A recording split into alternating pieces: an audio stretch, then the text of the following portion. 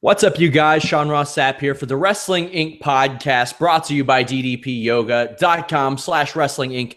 April 28th edition. I am joined, as always, on these Thursday shows by Rob McCarron. Rob, how are you? I'm doing great, Sean.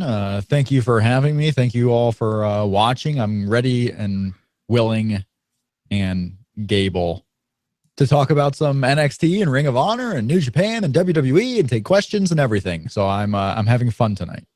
Yeah, we have a lot to talk about. If you don't like NXT spoilers, probably not the right show to listen to. We're going to talk about tonight's NXT spoilers. We're going to talk about a little bit about Smackdown, about Payback, about Ric Flair's Wild Week, about all kinds of stuff. But yeah, we had these NXT spoilers, NXT tapings tonight. Rob, Eric Young, former TNA champion, showed up there before Bobby Roode did. Yeah, he did. Well, I have a theory on Bobby Roode, but yeah, Eric Young showed up. I don't think he's going to be a regular here by any means. They kind of just, I think he's a James Storm type. He was in, they probably talked to him, wanted to meet him, wanted to see what was up in the situation, and they used him on this taping. No different than they've used Brian Kendrick, no different than they've used James Storm, no different than they've used Rhino. I really do think this was a one and done for Eric Young. They go, with the confrontation to Samoa Joe, kind of reference the history between the two a little bit. And then they have the non-title match that Samoa Joe wins clean. So I think Eric Young was in for a one and done here. Also, Tessa Blanchard back on the show. But sorry, I wanted to add a little bit about Young. I shouldn't have jumped ahead. Yep. Yeah, you won't see me complaining about seeing Eric Young on there. I think he's an entertaining guy. And for what he was in there for, absolutely. Thumbs up. Good idea. I mean, why not bring him in, bring in a familiar face to lose the Joe?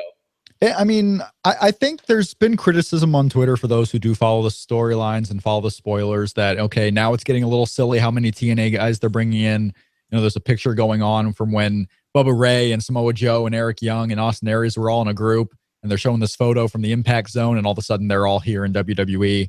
Again, I think Eric Young here was in for a one, and that was it.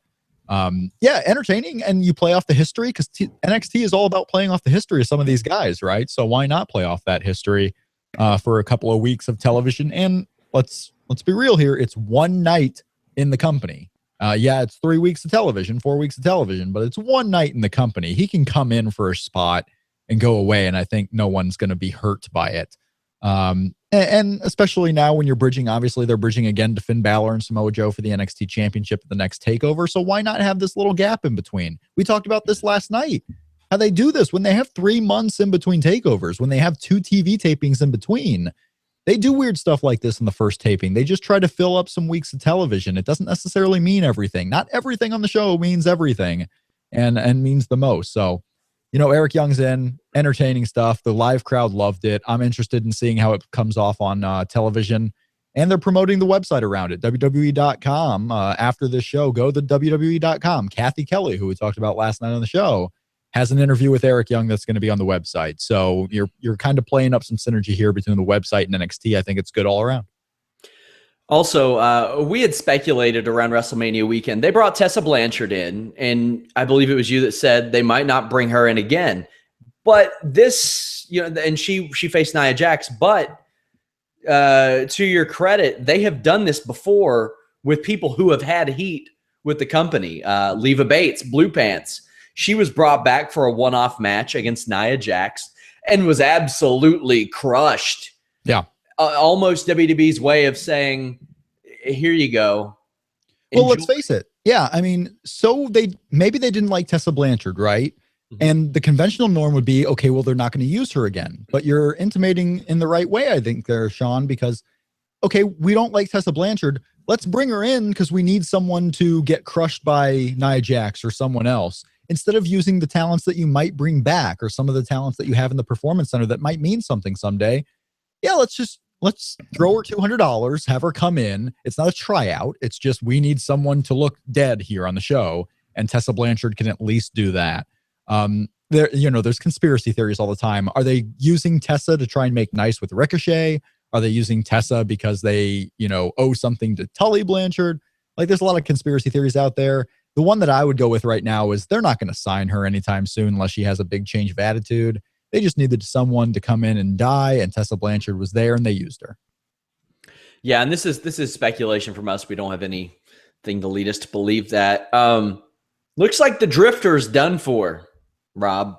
Very sad. I'm very sad. He was gaining steam. Was he gaining steam though? I mean, a little bit.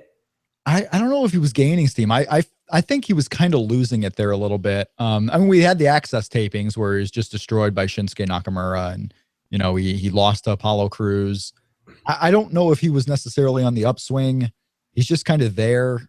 I think, Full Sail, it sounds like they were booing him like crazy. Like he's over as kind of this heel, whether it's the quote unquote X-Pac heat or people just really want to boo this guy.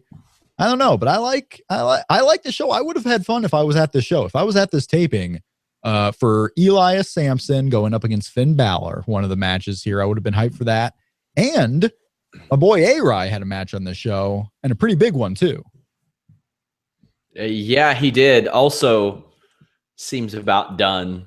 Yeah, I love Alex Riley. Alex Riley had some weird stuff going on Twitter today, where when doesn't he have weird stuff going on Twitter? Yeah, this one was really weird, where he was talking about how he's 6'4", 230, white and full of rage, and then he deletes that tweet to re-enter it without the white part.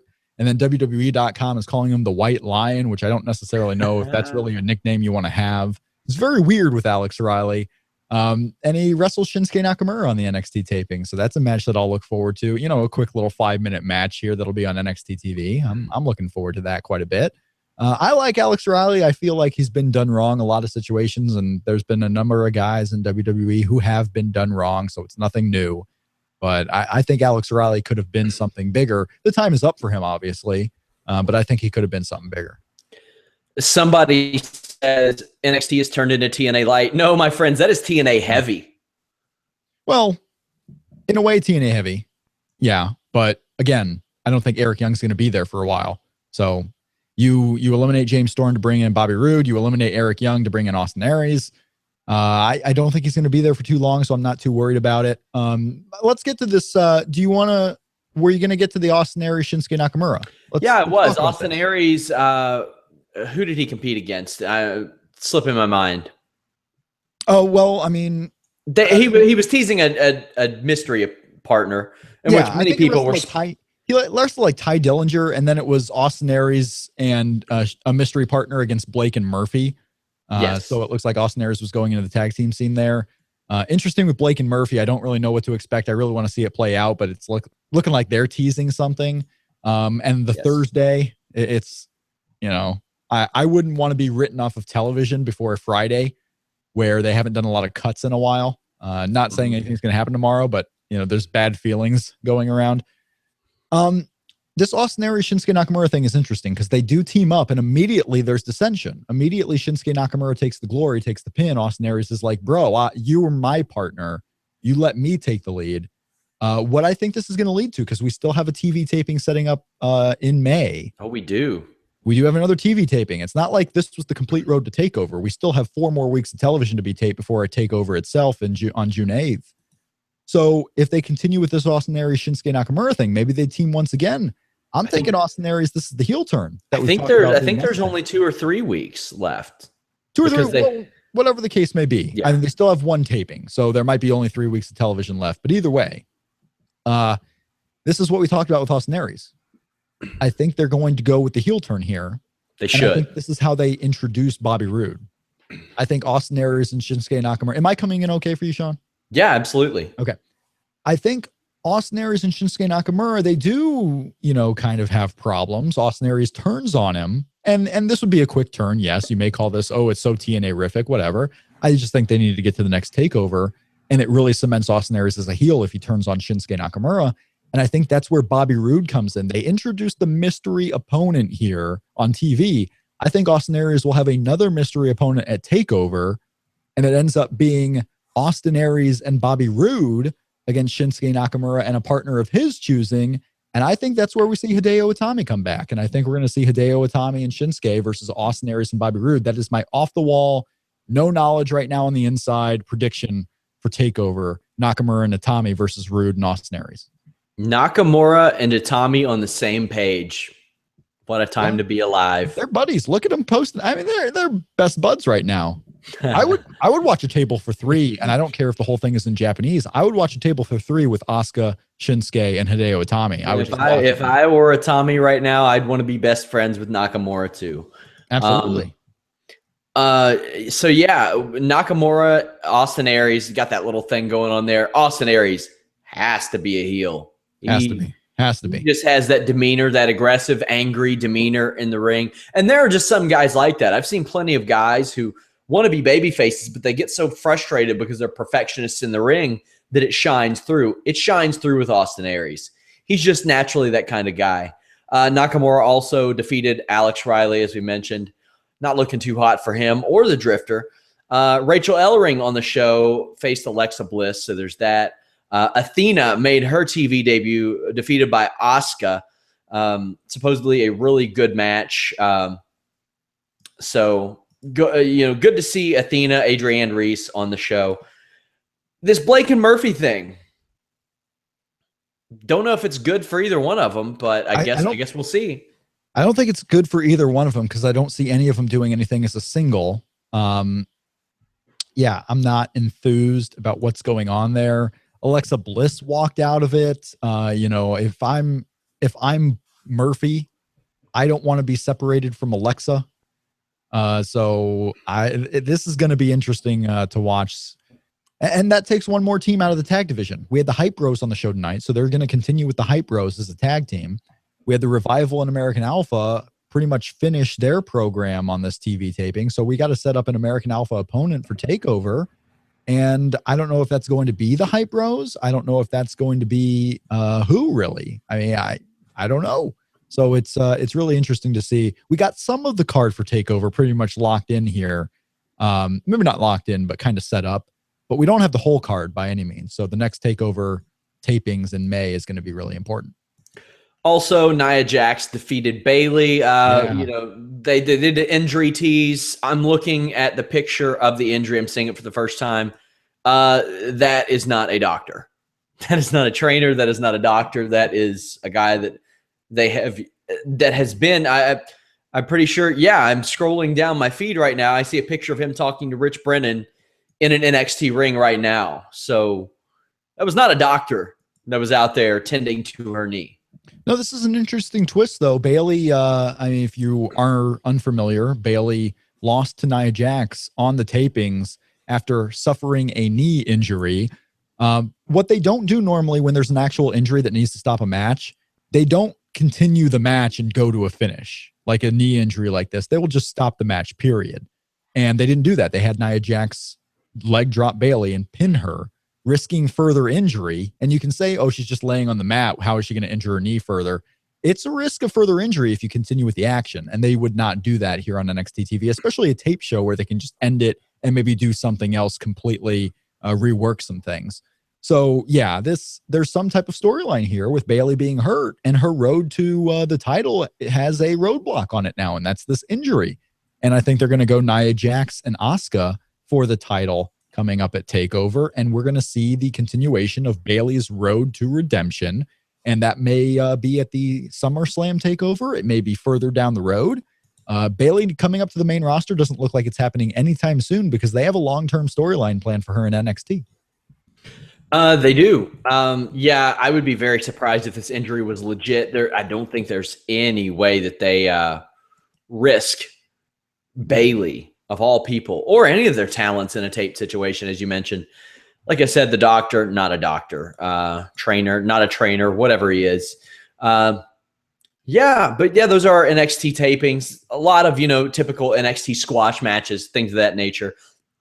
Anything particularly surprise you coming out of this? Surprised me, no. I mean, I'm surprised Eric Young was there on the show. I'm not surprised that he was there because they like to do this. If someone's available and they think they might be a talent, they want to talk to him, and you should want to talk to everybody. Doesn't mean you're going to have to use them or not. But am I actually truly shocked by anything? No, I'm very interested to see where they go. This is going to be somewhat of a rebuilding TakeOver. I mean, they're finishing the Finn Balor Samoa Joe angle most likely. And you have Nia Jax in a women's title match. You have uncertainty in the tag team division. You have uncertainty with what they're going to do with Austin Aries and Shinsuke Nakamura. You have other talents who are ready to step up. And keep in mind, this takeover show is happening the week after the Global Cruiserweight Series is taped. So could we see someone from that Global Cruiserweight Series possibly involved in the takeover as a preview for when the Global for when the Global Cruiserweight Series actually airs? Might we see one or two of those combatants on the takeover to preview that? We'll see. So very interesting time in NXT. I don't think you can poo-poo anything that's going on the tapings right now, because you just don't know the whole story on everything. Interesting stat I just saw after tonight, based on basically tonight's WWE and NXT roster, they have as many former TNA champions as TNA does right now. I can believe it. Yeah. Indeed. We had Smackdown tonight. The real noteworthy thing, the finish of Smackdown was excellent. I loved it. League of Nations split. Do you see any of these three guys going anywhere? Are we going to get a match out of this? I don't know. I mean, it's three heels, maybe, maybe not. Does anybody benefit from this? Or will they all just remain in their same spots? But the whole thing is just it's on a whim. Because what was supposed to happen at this Payback show is those three were supposed to take on the Wyatt family. And then Bray Wyatt gets hurt. So obviously, whatever they're doing right now, maybe it was a plan for the future and they're rushing it a bit. But either way, it's not something that was planned to happen right now. So do they have a long-term idea for any of these three? I don't think so. Could they do John Cena and Alberto Del Rio again, even though they kind of did that return match when John Cena was back for 1 week? Could they do that again, playing off of Alberto Del Rio's return? Maybe.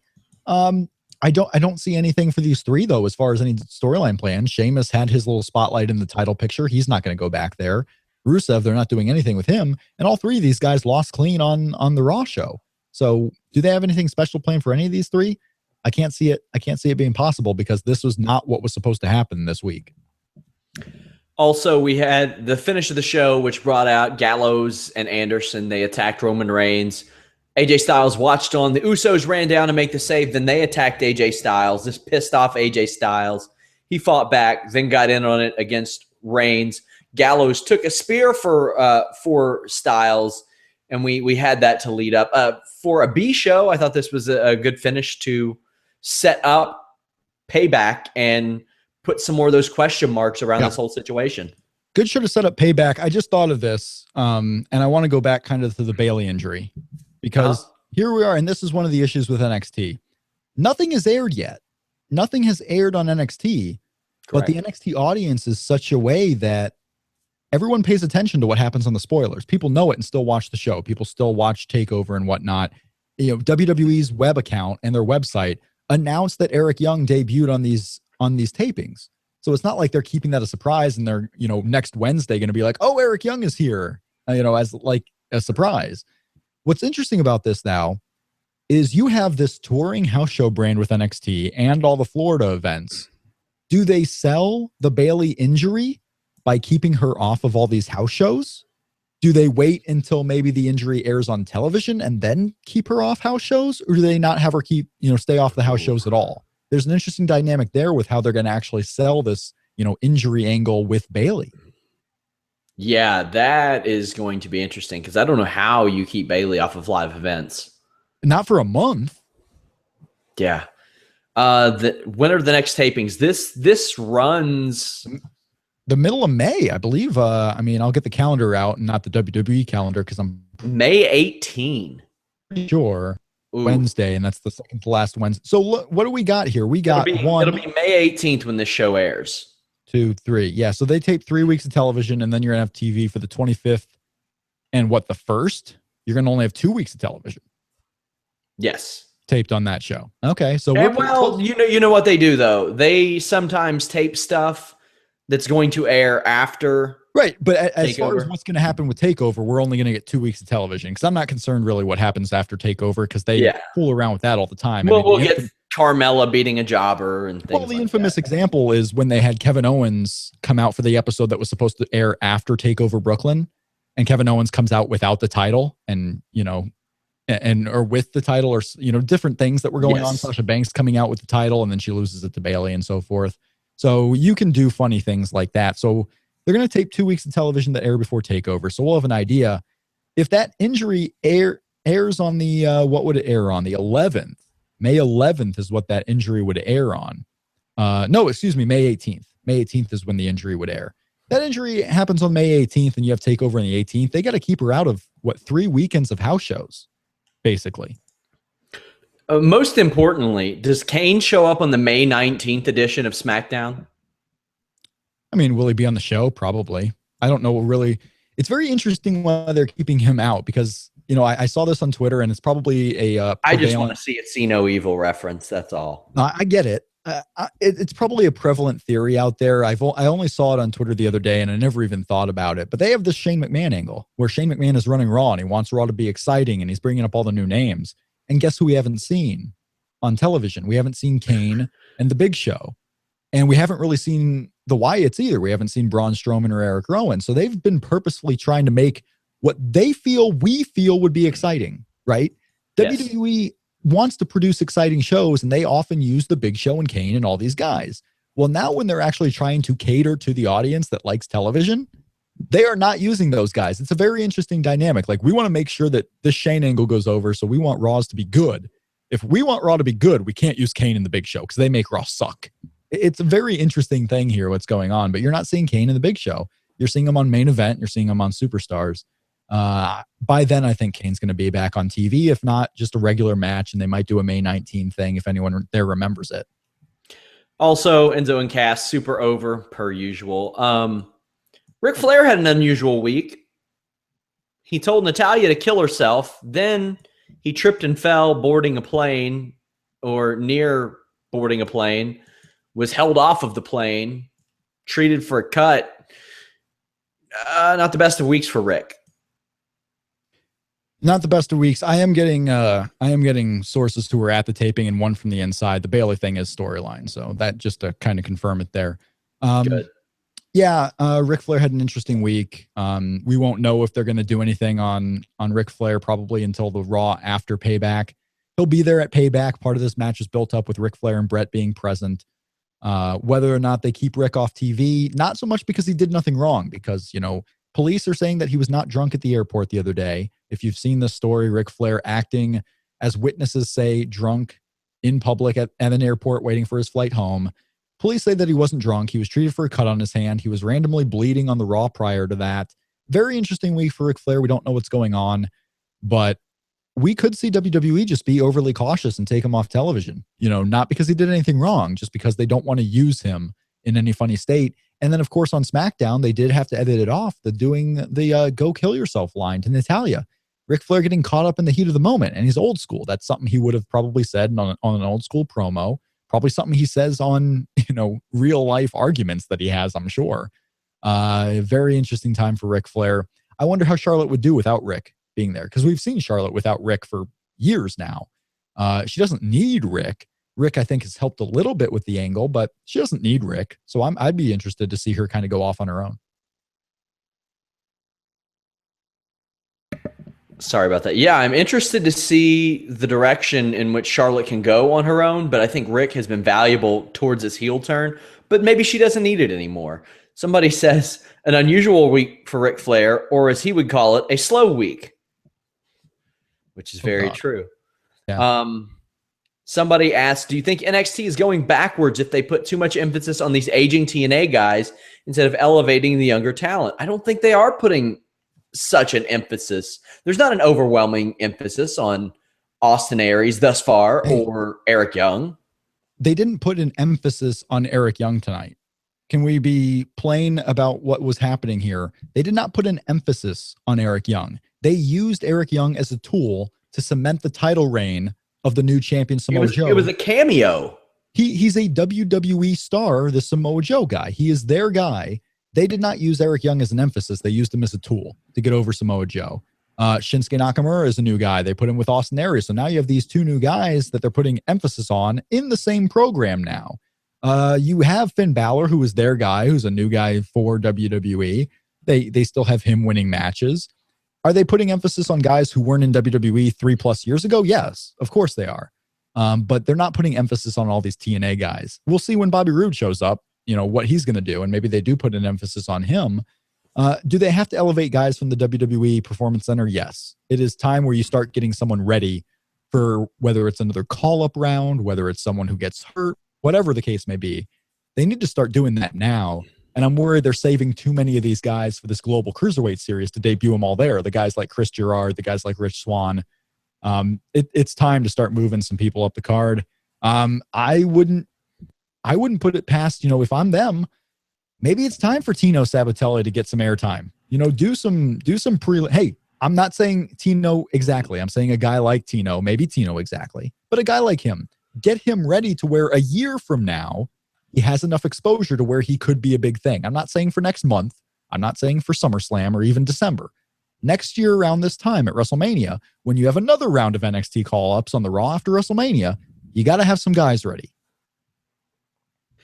Somebody asks, when do you think that Finn Balor is going to debut, and how do you think he'll do? Yeah. Will it be this summer or this Sunday? We got to stop guessing. I mean, at this point, exactly. I'm ready to go all in on saying Finn Balor's never going to the main roster, just so people can stop worrying about it. Because this has happened for a year now. This has happened from the day he was signed.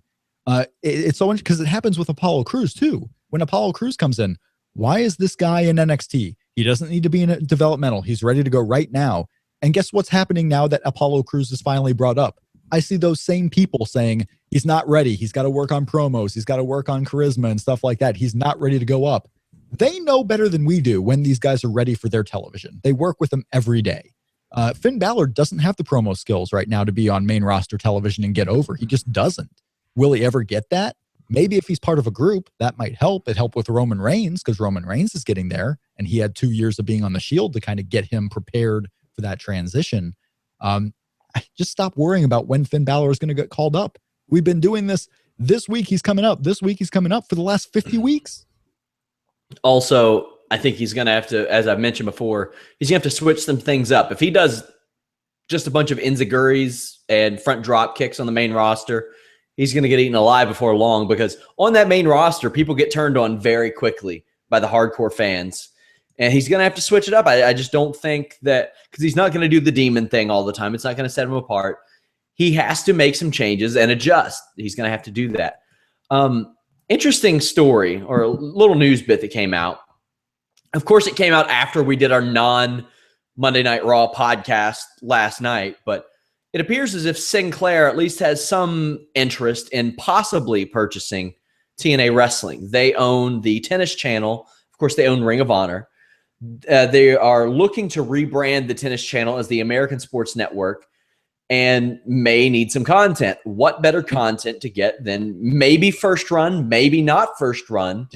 Are you seriously saying what better content to get than TNA? Because I can name very much content. For Sinclair Broadcasting on a network that used to be the tennis channel.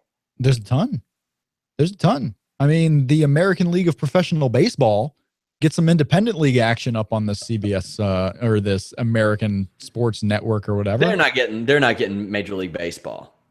Not Major League Baseball, the American League of Professional Baseball. The what independent. What the hell is that? I'm sure there's something like that. The independent leagues, where when Scott Kazmir is out of baseball and needs to go work on this wooden bat league and then make his way back to baseball, where Swain Sawyer Carroll, former 2009 Tin Cap World Champion. I hate to tell you, like fifth generation TNA is still going to do better numbers than that. God, I don't know. I really don't know. It will. Anyway, it will. In a serious note, does Sinclair, are they interested in seeing what it would take to purchase TNA? Probably. Are we putting any stock in that right now? I'm not whatsoever, because I don't think we've seen this before with Dixie Carter and TNA. They don't want to sell. They want to get a TV deal. They might want investors. They don't want to sell. And Sinclair Broadcasting probably isn't going to take them to fill content unless they own it. And it's the same thing with WWE. It's the same thing we talked about with the independents being on WWE Network yesterday. I don't see much of the Sinclair story. I think it's a whole lot of talk about nothing. It could very well be coming from TNA. Like, hey, look at all these things that are interested in us. We're a hot commodity right now, when we all know that's just probably not true. And when the tennis channel, if they ever do rebrand, then I might put some stock into it. But we're a long way from that even happening. We're a long way from them rebranding into some other type of network. We just got Fox Sports starting out Fox Sports 1 and Fox Sports 2, and that's not really going so well right now for them. ESPN, that was 4 years ago. And how well is that doing? Not good. I'd say that's pretty recent. 2.5 years ago, 3 years ago, that's still pretty recent in TV land for a whole new sports. Yeah, but I mean, the tennis channel. It's not. I mean, sometimes niche channels are big. What are they going to do? There's no content out there for them to get. We also have NBCSN. We also have CBS Sports Network. There's a lot of these networks who have already purchased all this content. We got rugby coming to ESPN, for Christ's sake. There's not a lot of new stuff out there. Tennis is their goal. Tennis is their game, I should say. It's not like they're going to get much else out there. Now, that kind of goes to your point that they might be interested in getting a TNA, putting Ring of Honor on the television. But I think there's too much that we have to worry about to where I'm not putting any stock in a Sinclair buying TNA rumor right now whatsoever. Not because I don't think there's some realistic wanting of TNA on Sinclair's part. I just think we're a long way from anything actually happening. TNA needs a change. They need to rehabilitate themselves. Yeah, but according to Maria Kanellis, be reborn. According to Maria Kanellis, they've already been reborn. This is the new TNA. This isn't your grandfather's TNA of 2014. This is a brand new TNA. Well, what they need for this rebirth, what they need to recreate, they just need to freshen it up. What better way to rekindle that fire, my friends, than putting everybody on that roster? Oh, God. On ddpyoga.com/wrestling inc. Rob? Yes. ddpyoga.com/wrestling inc. Bro, this is the thing to do now when you do your segues, right? Just act like, oh my God, my world is collapsing. That's the thing, right? I saw this on Monday. I figured like bomb shelter Rob, like protect me. You look like E.T. Rob right now. A segue is coming. A segue is coming. ddpyoga.com/wrestling inc. used by stars such as AJ Styles, who left TNA, John Cena, who would never go to TNA, and Chris Jericho, who has rejected TNA offers for years. We're going to get back to this plug because it's great and you segued into it perfectly. The rumors from January of this year with Carl Anderson, Luke Gallows, and AJ Styles, and TNA coming out with that statement after the news broke that they were going to WWE, that statement that they were signed to a verbal deal with TNA and then didn't commit. Do you believe any of that? Here we are 5 months later. Do you believe that those guys actually had any inkling to go back to TNA? I believe maybe they did, and they used it as leverage so they could get to WWE, where they could use all the ddpyoga.com/wrestling inc. that they could possibly find. ddpyoga.com/wrestling inc. Go there, get a great deal on the Max Pack. Also, I mean, you all have seen what it does for guys like Scott Hall and Jake the Snake Roberts. Speaking of, you can check out The Resurrection of Jake the Snake, one of my favorite wrestling documentaries, on Vudu, PlayStation Network, iTunes, Google Play, all over video on demand. Also, if you're in Australia, DDP streamed The Resurrection of Jake the Snake, and he's still in town until May 1st, where he's going to be holding a DDP Yoga workshop.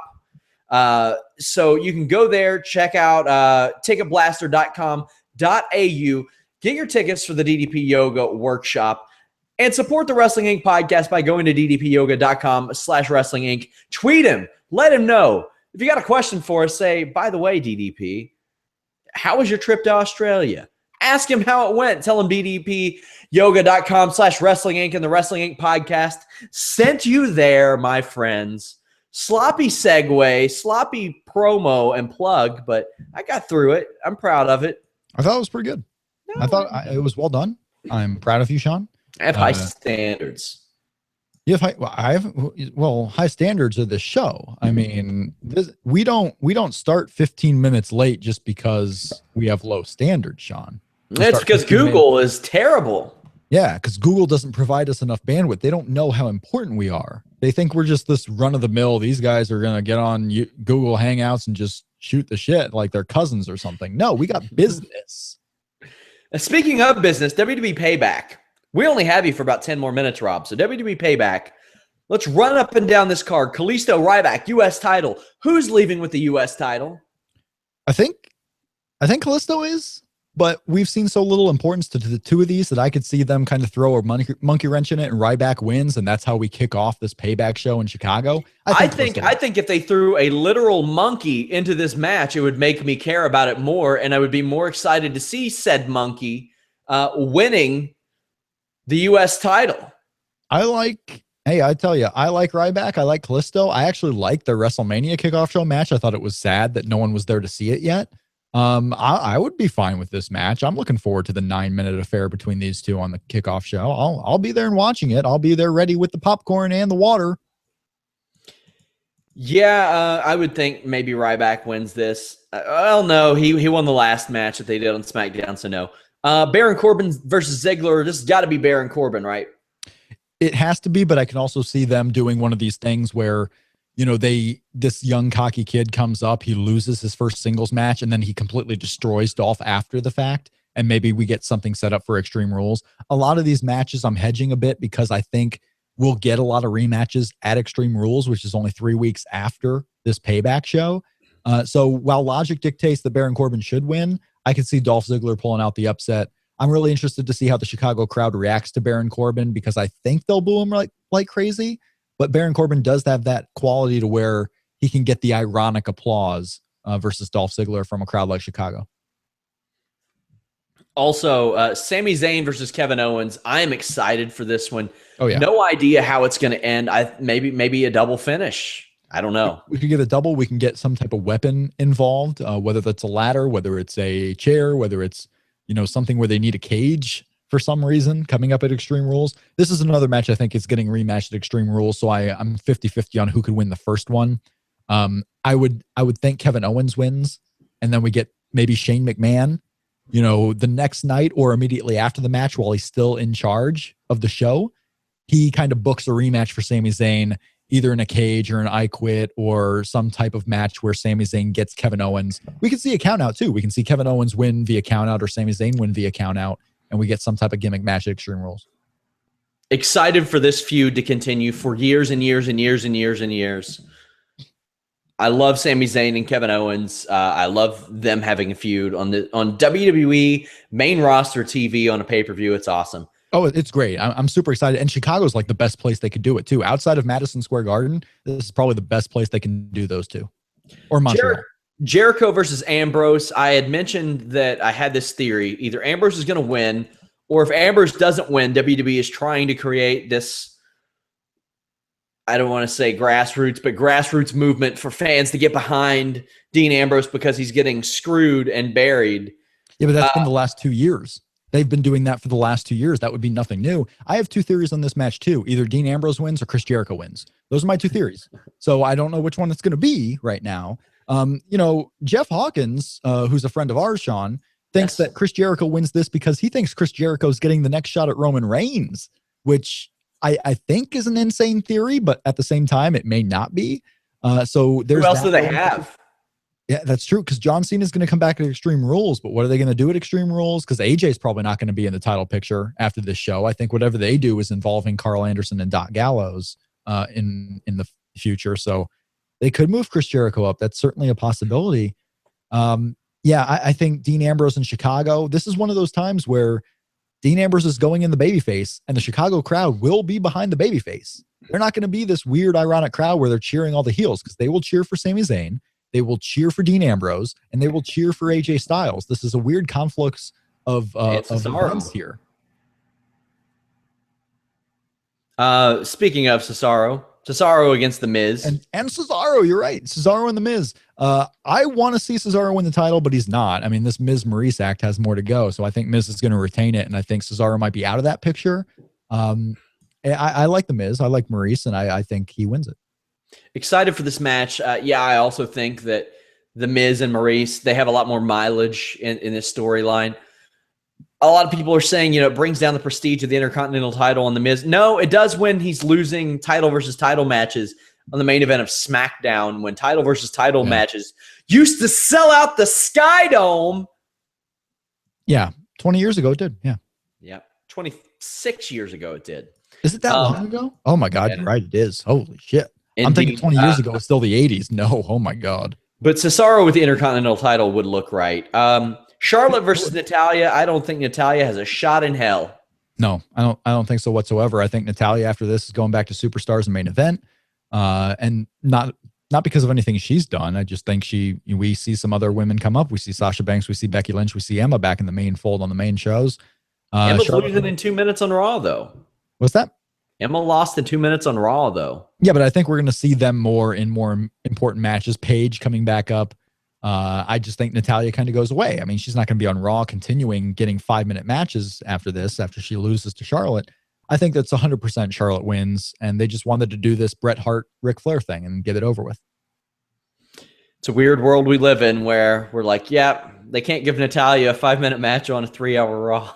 But it's true. Well, it's true. I tell you what, and because I would want them to go back to where they had a couple of the women's segments. They can give a 5-minute match to Emma and Paige, Becky and Summer Rae, and then do your women's championship program later on in the show where Charlotte has a long match, Tender has a long match. I'm not saying we have to have 5-minute matches on Raw and that's it for the women's division. You just have a couple of those. You have a couple of them again how we had it after WrestleMania or before WrestleMania. Now it's kind of quickly fading away because there was one women's segment on this Raw, and it's probably not enough. It's probably not enough at all. You have a fan. You have on our board calling you the Mauro Ranallo to my Rich Brennan because I talk about rumors. Yeah, and what do I talk about? The truth, apparently. Is that what it would be? Is that what Mauro Ranallo does? Mauro Ranallo makes a lot of insider references a couple of times to make sure that you got it, and I don't think I've really done that. Somebody also says that hoodie makes me want to buy weed from Rob. Oh, God. But anyway, we have 2 more matches. Let's get through them. Laramie Tunsil probably wishes he could, too. Man, what a draft night disaster that guy had tonight. I wish we had time to get into that. I really do. Vaudevillains, Enzo and Cass, almost better if the Vaudevillains win this because you got to milk Enzo and Cass, right? I think the Dudleys somehow get involved. We see a tables match at Extreme Rules between the Dudleys and Big Enzo, or Enzo and Big Cass.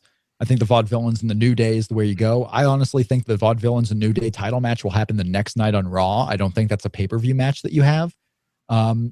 So I'm not really sure what's going to happen with all 4 of them. I could see a 4-way for the titles, honestly, at Extreme Rules with the Dudleys involved and Enzo and Cass involved. I think the Vaudevillains win here, I think, due to outside means, because I don't think you lose Enzo and Big Cass right now. Yeah, I think it'll be good for Enzo and Cass to get that first loss, but by nefarious means as well. Yeah, not every newcomer needs an undefeated streak. We have that with Apollo Crews right now. Not everyone needs to be undefeated on their way up. Roman Reigns versus AJ Styles. A big one. I think we know Roman Reigns is going to win this. I mean, there's a small chance AJ Styles wins, but do we find out who Gallows and Anderson are siding with? I think so. I think there's a third guy. I think 95% there's a third person. I don't know if that's going to be Finn Balor after tonight's NXT tapings. I would probably say there's a less chance that it's Finn Balor now. I don't think AJ Styles is the third guy. I don't think they're doing the swerve to where AJ doesn't know what's going on only to side with them. I could see someone else come up. Jeff, our mutual friend, thinks that this is where Chris Jericho comes in, and Chris Jericho is the one who brought Luke Gallows and Carl Anderson in, and he's the third guy. I don't know what they're going to do, but that's what makes me so excited for the show. Like, I'm excited to see AJ Styles in the ring for the WWE title because that's crazy still. That's still surreal to me, even after 3 months of seeing AJ in the WWE ring, that he's actually going for the world title. That's crazy. I want to see them. It's a mismatch size-wise. AJ Styles is a lot smaller than Roman Reigns, so I want to see that in-ring work between these two guys. So I'm hyped for the match. I'm hyped for the result. And then I'm really excited to see what Luke Gallows and Carl Anderson do. I really want to know what they're going to be involved with, how they kind of play into this main event angle. So there's a lot of stuff on this pay-per-view I'm really excited for. I'm thrilled for this show. I can't wait for this show to happen. Yeah, super underrated show. I think the match is going to be awesome. I think that Roman Reigns is going to win. Genuinely interested in what happens with Gallows and Anderson. Yeah. Really, really excited to find out how that goes. 6 months ago, I could have never seen these guys again ever, period, in anything. And now I am at the edge of my seat waiting to see what Luke Gallows and Carl Anderson do. I'm thrilled. Carl Anderson, a local guy to where you are about, so it's probably a little bit more meaningful to you. Probably before your time, obviously, but local guy to you. Yeah, no, super hyped. I can't wait for this one. I can't wait to see how they end this pay-per-view. I don't want to have the groan-worthy finish of where Roman Reigns is the third guy. I don't think you can do that right now. And that would just be a swerve for swerve's sake with no meaning behind it. So as long as they don't do that, even if they do Jericho, I'm somewhat fine with that. But yeah, I'm really looking forward to the show. Rob, tell the people where they can follow you on Twitter before you bid us adieu. At Shake Them Ropes, all one word. You can kind of see it on the screen if you're watching the video. Thanks for watching if you're listening to the audio on demand, thank you. At Shake Them Ropes on Twitter, you can find all about me. And then I should be back with you, Sean, next week on Wednesday to talk all the craziness of what the hell's happening and maybe get some news on Bayley and see if she worked all those house shows. Indeed. Yeah, guys, always make sure to check out our Wednesday shows at 10 p.m. It's our non-Monday Night Raw shows. But Rob, yeah, I'll see you next Wednesday. All right, bye, guys. Guys, a programming note. Of course, me and Vince will be here Sunday after Payback, right after Payback, talking about the show, answering your questions, all that good stuff. I'll get to some more questions. Have they announced how big the Cruiserweight tournament will be yet? I think 32 people. I'll have to check. Somebody says, please talk about Josh Matthews' excellent reaction to EC3's first loss in TNA. I love that. And I give Josh Matthews a lot of crap. But his reaction, which was him screaming obscenities at the fact that EC3 had taken his first pin, that was gold. I loved it. I thought it was really, really good. Somebody says, ROH promotion possibly working with WWE. Thoughts, comments? Well, it was Joe Koff saying that they would be open to putting some stuff on demand with the WWE network. WWE doesn't seem that interested in doing things like that. I mean, they could have that with Evolve and a lot of other places if they so chose.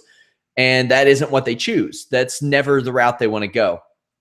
Over under on Sunday, Chicago crowd chanting CM Punk. I don't know how many times, but it's going to happen. If it didn't happen, I would be more surprised. Somebody says, wouldn't it be bad to try to have Ambrose in an underdog role while Zayn is a more compelling version of that?